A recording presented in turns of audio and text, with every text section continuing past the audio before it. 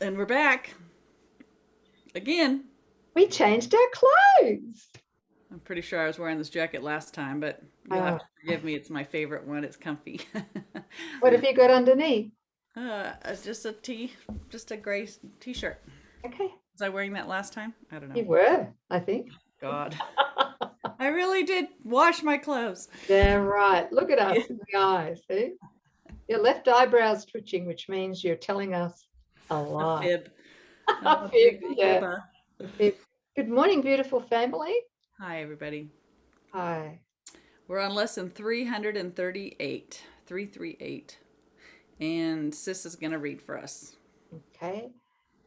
Lesson 338. I am affected only by my thoughts. Mm. I am affected only by my thoughts. That's really big. Isn't it? What is troubling you all today? Is it a person? Is it the body? Is it an issue at work? Is it your children? Is it COVID? Is it what? The spiritualized ego that's telling you you're never going to get it? No. I don't know about that one, but I've heard it can be prevalent. Yeah, but this is just beautiful to start out of the gate. That all we're ever looking at, all we're ever interacting with, all we're ever seeing is our thought projected. And it's such a great message. It's really such a relief to know that we don't have to go into the world or to another brother or work on the body or work harder at work, right? It's only our thoughts that we could ever suffer from. So it's the thought that needs to be corrected. Because that thought is never a fact unless it comes from God, That's right. right? So the thought is always going to be an interpretation of what's happening in the Yes. body or with our children in the world. It's Yes. always going to be an interpretation. But the next question is, Who's the which one identity speaking? does that interpretation come from? That's right. Who are you today? Who are Yeah, you in this now moment? Mm. I'll have some of that tea, thanks. Celestial Seasonings Vanilla Spice. Who knew? What a It's really great good. ad. What a It's great beautiful. ad. I know. That's your interpretation of that tea. Oh, yeah. Well, it's the only one. And if you don't share it, you're clearly wrong. Yeah. Ah, I'm expecting that check from Celestial Seasonings any day in the mail. All right. Thank you for laughing. Yeah, Um, have to. yeah. So I am affected only by my thoughts. It needs but this to let salvation come to all the world. For in this single thought is everyone released at last from fear. In this single thought that I am affected only by my thoughts. Everyone's released from fear. Mhm. Everyone in the world, not just the world, but the universe. the dream. That's it. Now has he learned that no one frightens him and nothing can endanger him. He has no enemies and he is safe from all external things.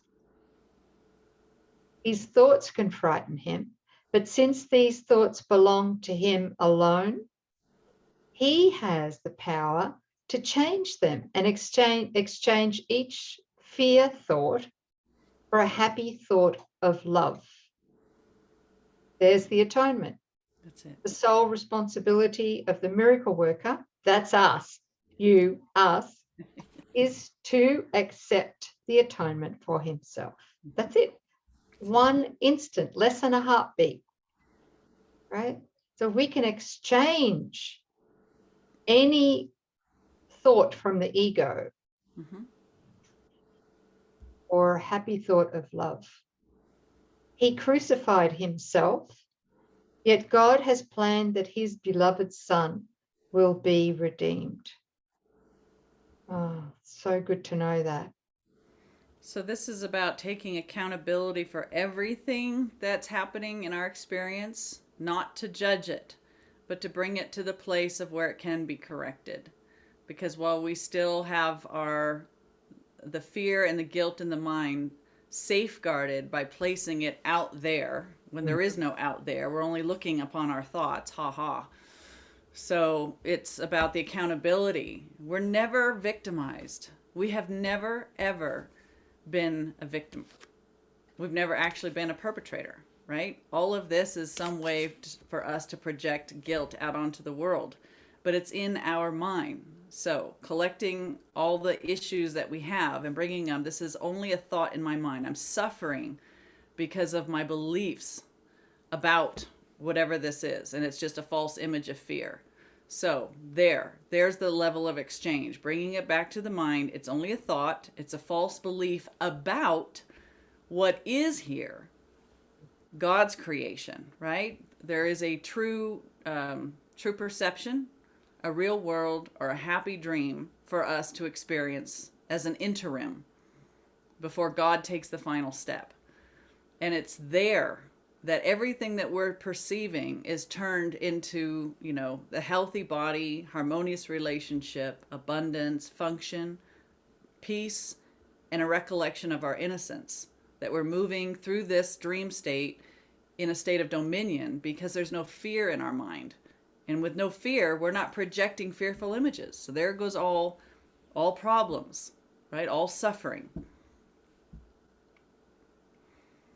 So we did this to ourselves. Yeah. Mm-hmm. So when we catch ourselves having a fear thought and believing it, all we need to do is confess that, right? Say, oh, okay, this is coming from the ego. So that's taking accountability. And we've got the thought because we wanted it. And why did we want it? Because it safeguards the false identity, the mythical me that you think you are. These thoughts are necessary to keep the guilt and the fear in the mind that thinks it's a body. When we relinquish the fear and the guilt and all the projections, what arises? The awareness that I am not mythical me, but I am the innocent son of God. And this body can be useful for a while as a communication device to help others see you're only suffering because of thoughts in the mind. And that's not even your mind, right? Forgiving the idea of separation means forgiving the idea that you became a mythical me. And accepting the atonement means that you're accepting yourself as God created you to be. A spiritual child of God. So it's a switch in identities, right?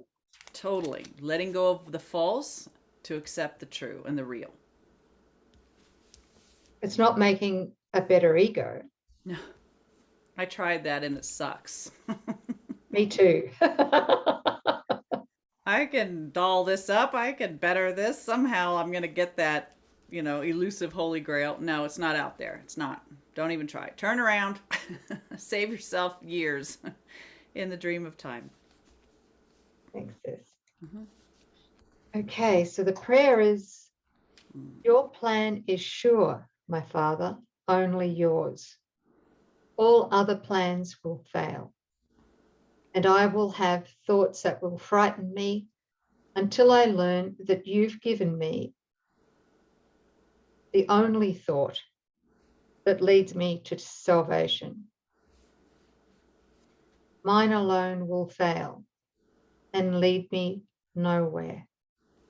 But the thought you gave me promises to lead me home because it holds your promise to your Son. Can I read the footnote here? Yeah, please. God's promise to his Son is multifaceted, but the main emphasis throughout the course is the same as what seems to be suggested above, that we will return home to him. And here's another quote from within the Course. Salvation is a promise made by God that you would find your way to Him at last. So it's inevitable. Yeah, yes. Thank Yeah, God. dream's got to pop at some point. What isn't real cannot last. What Yeah. a relief. What a relief. It is a relief. It's very comforting. Yeah. Sooner than later, however, is my preference. Sooner. Now would be good. I've got a couple of notes here, just briefly, just as a reminder that every single thing we see is neutral. Everything that we see with the body's five senses, feel, whatever, it's all neutral. So we give everything all the meaning it has for us. And unfortunately, until we've undone a good chunk of the ego thought system, most of the meaning that we've given almost everything comes from fear. So we've given it a fearful meaning, even the good stuff. Right. Good and bad, right? Yes. Okay, so the fact that can be often overlooked is that the body, others, the world, and the past are all thoughts in my mind. Mm-hmm. Yeah, all That's of it. They're all thoughts in my mind. Okay. And the question is, from which identity, either the ego, the holy self, do they arise? Do they come from love, or are they coming from fear? Mm-hmm. Yeah. Thanks. And there are two lessons that you may want to just go back over. And that's lesson number 2. I have given everything I see all the meaning that it has for me. And lesson 17, I see no neutral things. I see no neutral things because my thoughts about them are not neutral. Just a reminder. Whenever we get our knickers in a knot. I've never had knotted knickers. What's that like?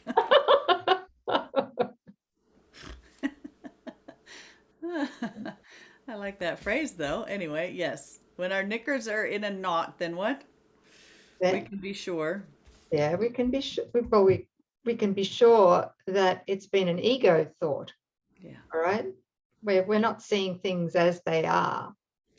We're seeing them as the ego in our mind has projected them to be. So it's an interpretation through the part of our mind that doesn't exist. That's right. That sounds insane. In every now moment, we could be here now and experiencing what God is knowing, or every now moment is really empty space, but we take our past experience that we believe in, that we've made up, and then we take that past and we look upon images that we've made, and using our past reference, we define everything in this moment. And that's how we fill the present moment with our own interpretations. And they're always going to be fearful because the ego thought system is fear. And that prevents us from experiencing the correction. We need to recognize right here now, I don't know what anything is for. And I'm going to keep this here now moment free of all interference so that Holy Spirit can make that correction. But while I'm being an I know mind, or I'm being insistent, or I'm sure of my experience, I'm only taking a false past and using that to interpret the now moment, and nothing real will ever happen. So it's so important to make sure to be here in the now without any thought of, it's come wholly empty handed unto your God. I don't know the thing I am. I don't know what I'm doing. I don't know what this is for. And I give it to the one that does, which is in your mind. The Holy Spirit, your right mind. But it's the allowance to be infilled or informed by Holy Spirit. In any now moment, we can do that. Yeah, right now. How about it, guys? That's it. Choose again. Thanks, sis. I feel the gratitude that it's only the thoughts. There isn't really a real world with real diseases and real problems and real wars and real issues. There's not real enemies. Hate isn't real. Guilt isn't real. Fear isn't real. It's just a thought, and it's not even true. So, how easy can the correction be made? Letting our mind be returned to wholeness. That's it. That's why forgiveness is our only function. Beautiful. Yeah. And I'm reminded too how much more powerful it is when there's a bunch of us here forgiving together. Yeah.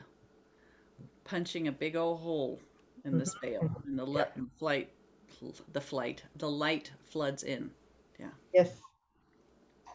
Thank you. Thank you all.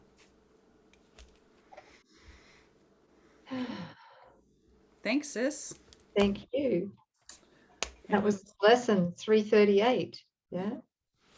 we'll see you guys next time. Yeah. Okay. Thank Bye-bye. you. Bye.